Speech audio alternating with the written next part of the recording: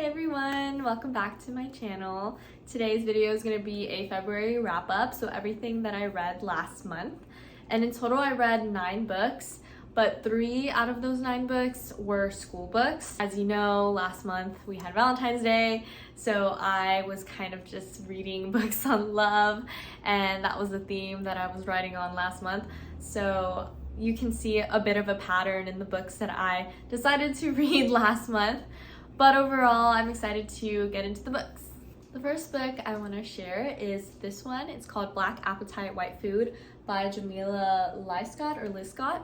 And basically, as you can tell by the title, I thought this book was going to be about food. And I study food, so I think I had looked up books about food or sociology books about food. And this one popped up, but it really isn't about food. It's about race within the classroom, and I actually should have read this little subheading that says issues of race, voice, and justice within and beyond the classroom. So this book is basically a manual. It's a tool for educators to use. It offers different strategies on how to have a more inclusive classroom environment. So topics include colonialism, white privilege, and how nuanced that is.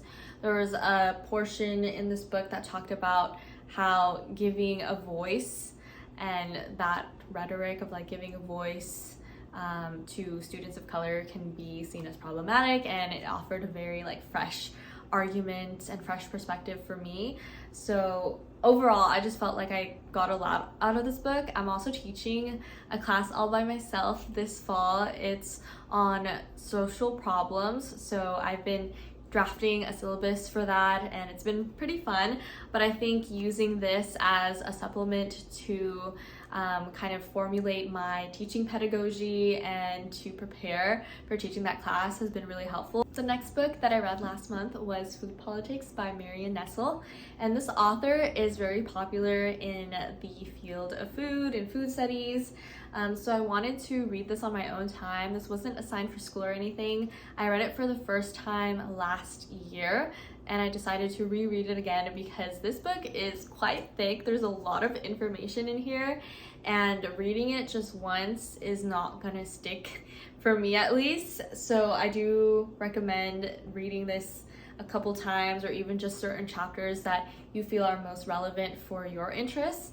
But I do think this is a book that is really great to read if you study food like me, or if you're just curious about food policy in America. But the topics of this book include things like the dietary guidelines, like the food pyramid.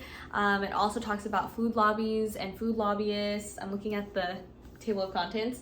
One particular section that I really enjoyed reading was food advertisements that are targeted towards children, and this concept of pouring rights, where food companies, specifically like soda companies, have exclusive rights to sell their products at a specific school.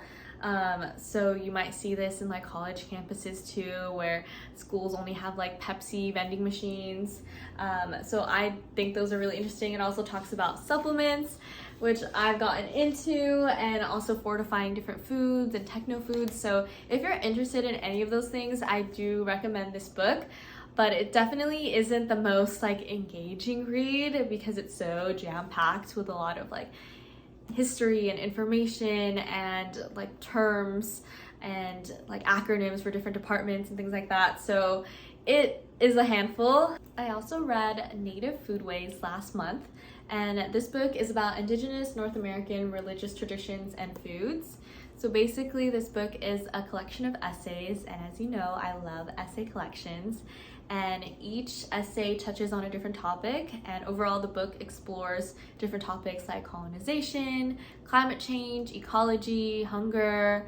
It also talks about concepts like food sovereignty, which is very popular in food studies or in the sociology of food. But basically it focuses on Indigenous cosmologies like Indigenous customs, traditions, practices, and how that influences Indigenous foodways, or basically how Native Americans have access to food and what they consume. So if any of that sounds interesting to you, I recommend this book. And I actually took a course on decolonizing food systems last year, and most of the information that I learned from that course is in this book. So if you don't have access to a class like that, I definitely recommend reading this book. And like I said, it's very interesting, it's captivating, and I enjoyed it a lot. Now we're gonna delve into the books on love that I read last month. So I have All About Love by Bell Hooks. This is my second time reading it, and I definitely got more out of it when I reread it, so I'm very grateful that I picked it up again. But this book is amazing. I love reading this book because it really helps me to redefine what love is, and it explores love from different angles. It looks at romantic love, communal love, or love from friendships, love from family, love from yourself. So this has been really critical for me at this time where I'm very focused on myself and on self-love. I want to share a quote on page 185 and 186. So the bottom, 184. The bottom of 184 to 185. Who among us has not learned the hard way that we cannot change someone, mold them, and make them into the ideal beloved we might want them to be? Yet when we commit to true love, we are committed to being changed, to being acted upon by the beloved in a way that enables us to be more fully self-actualized. This commitment to change is chosen. It happens by mutual agreement. Again and again in conversations, the most common vision of true love I have heard shared was one that declared it to be unconditional. True love is unconditional, but to truly flourish, it requires an ongoing commitment to constructive struggle and change. That was so good. But on page 141, it says, loneliness is painful. Solitude is peaceful. Loneliness makes us cling to others in desperation. Solitude allows us to respect others in their uniqueness and create community. It says, learning how to sit in stillness and quietude can be the first step toward knowing comfort in aloneness. Last month, I also read Conversations on Love by Natasha Lunn. I've mentioned this book a couple times now on my channel, and that's because I absolutely adore this book. I just love books on love, and I adore this book so much because I've gotten so much out of it. This is my second time reading this, and I just want to pause and encourage you all to reread your favorite books because I feel like you gain so much out of it the second time or even the third time you read a book.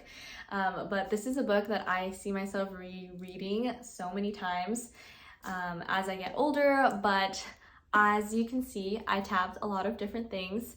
The first time I read it, I used a lighter green tab, and the second time I read it, I used a darker green tab. So it's just very fun to kind of flip through the pages and look at the different things that I was really interested in the first time, and then looked at the things that caught my eye the second time around. But basically, this book is about different people and their experiences on love. The author interviews each person and they have a different perspective on love, and she asks them what they wish they'd known about love. So the topics range so widely from family, friendships, to grief, to loss, to parenthood, to relationships ending and relationships beginning. So I think it's so beautiful because it just encompasses a range of different topics. There's gonna be something in here that is relatable to you, so I feel like this is a book for literally anyone and everyone. So I want to read a quote from page 110. It says, often we think romance has to be a room full of roses, but sometimes it's a post-it note. Sometimes it's picking up your partner from work and taking them into a special place to relax. Sometimes it's taking out the trash before they get home. Romance is about finding ways to show someone they are appreciated.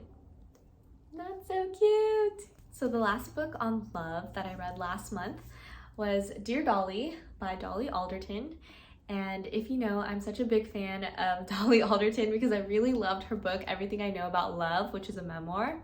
And this book is very similar. It touches on the same topics on love, life, and friendship. But this book is set up a lot like Tiny Beautiful Things by Cheryl Strayed. So this book is basically a set of responses. It's like advice columns. So Dolly responds to letters from people asking for advice or asking for her insight on different topics. And those topics are split up in the book in segments. So there are 7 sections. So 1 is dating, 2, friendship, 3 relationships, 4 family, 5 sex, 6 breakups and exes, and 7 body and soul. So if you are interested in any of those topics, I recommend picking this up. Dolly Alderton can be very humorous at times, but I feel like her advice is just so raw and refreshing.